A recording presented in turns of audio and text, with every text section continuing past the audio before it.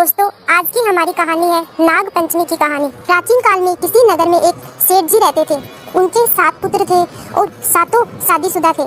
सातों पुत्रों की बहुओं में सबसे छोटी बहू सबसे ज्यादा सुशील और संस्कारी थी। एक दिन सबसे बड़ी बहू ने सभी देव रानियों से कहा कि आज घर को लीपने के लिए पीली मिट्टी लेकर आते हैं। सभी बहुएं दलिया और खुरपी लेकर मिट्टी लेने चली गई। जब बहुएं मिट्टी खोदने लगी तब वहाँ एक सांप निकला।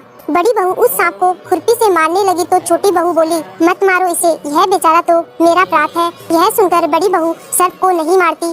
तब सर्प एक और स्थान पर जाकर बैठ गया। छोटी बहू ने सर्प से कहा, आप यहाँ से जाना मत, मैं अभी आती हूँ। ऐसा कहकर छोटी बहू सर्प के लिए दूध लेने चली गई। घर पहुँचकर वह अपने कामों में लग गई और सर्प को किया वादा भूल गई। अगले दिन जैसे ही उसे यह बात याद आई तो फिर दूध लेकर वहाँ पहुँची। तब उसने देखा सर्प तो वहीं बैठा है। सर्प को देखकर वो बोली, भैया मुझे माफ कर दो, मैं अपने कार्य में लगकर आपसे किया वादा भूल गई। तब सर्प बोला, मुझसे झूठ बोलने के लिए मैं अभी तुझे डस लेता, लेकिन तूने मुझे भैया कहा है इसलिए मैं तुझे छोड़ रहा हूँ और आज से तुम मेरी बहन हुई। तुझे जो चाहिए मांग ले। छोटी बहू बोली, भैया मेरा कोई नहीं है, मुझे एक भाई मिल गया, मुझे और कुछ नहीं चाहिए। बस जब भी मैं अपने भाई को पुकारूं तुम चले आना।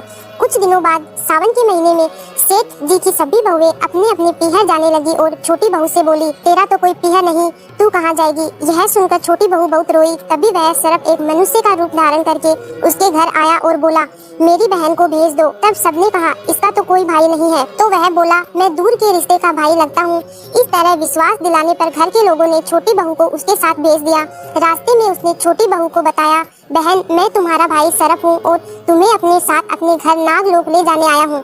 तुम डरना मत, तुम मेरी पूंछ पकड़ लो। छोटी बहू ने सर्प के कहे अनुसार किया। जैसे ही वह नागलोक पहुँची, नागलोक के धन ऐश्वर्य को देखकर छोटी बहू चकित रह गई। सर्प उसे अपनी माता के पास ले गया और बोला, माता यह मेरी बहन है, इसने मेरी जान बचाई थी और यह कुछ दिन हमारे साथ रहने आई है। सर्प की माता ने छोटी बहू को गले से लगा लिया। अब वह वहाँ खुशी खुशी रहने लगी। वहाँ शेषनाग के बहुत छोटे छोटे बच्चे जन्मे हुए थे। वह रोज देखती कि माँ सभी को रोज दूध ठंडा करके घंटी बजाती। घंटी की आवाज सुनकर सभी बच्चे वहाँ आकर दूध पी लेते थे।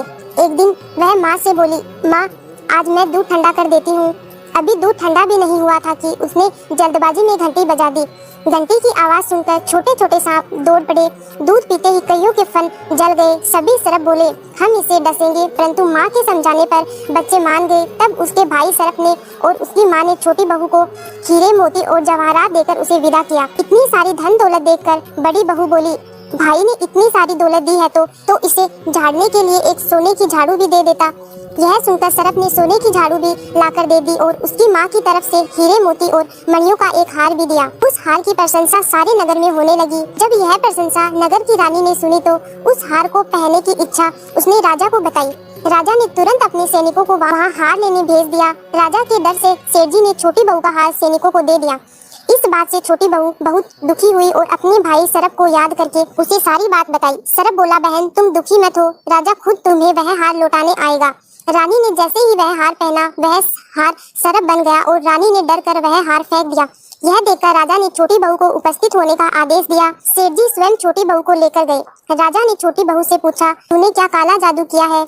छोटी बहू बोली, राजन मुझे क्षमा कीजिए, यह हार ऐसा ही है, यह हार मुझे मेरे भाई ने दिया है। इतनी देर में वह नाग वहाँ प्रकट हो गया।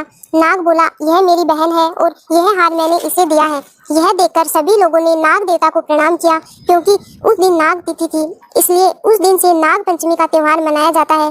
तभी से सभी स्त्रियां सर्प को अपना भाई मानकर उसकी पूजा करती हैं। दोस्तों, ऐसी और कहानियों के लिए हमारे चैनल को सब्सक्राइब करें। धन्यवाद।